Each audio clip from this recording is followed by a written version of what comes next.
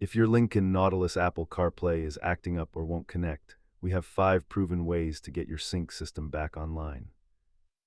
Before you blame the car, check your cable because the vast majority of connection drops are caused by low quality or worn out USB cords. Let's walk through the diagnostic steps to isolate whether the issue is your phone, the cable, or the Lincoln Sync software.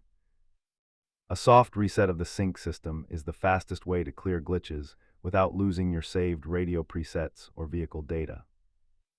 Sometimes the problem isn't the hardware at all, but a simple software update or a disabled Siri setting on your phone.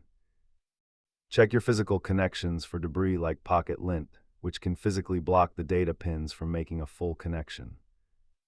If your wireless CarPlay is unstable in the newer Nautilus models, switching to a wired connection can often provide a more permanent fix.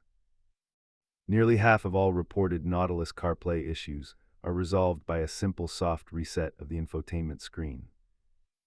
As a last resort before visiting the dealer, a master reset wipes the system clean and fixes deep-rooted software hangs. If none of these steps work, you may have a faulty APIM module, which is a known hardware issue covered under many Lincoln warranties. Remember that keeping both your phone and your car's software updated is the best way to prevent these glitches from coming back. If this guide helped you get back on the road with your favorite apps, hit the like button and subscribe for more Lincoln Tech tips.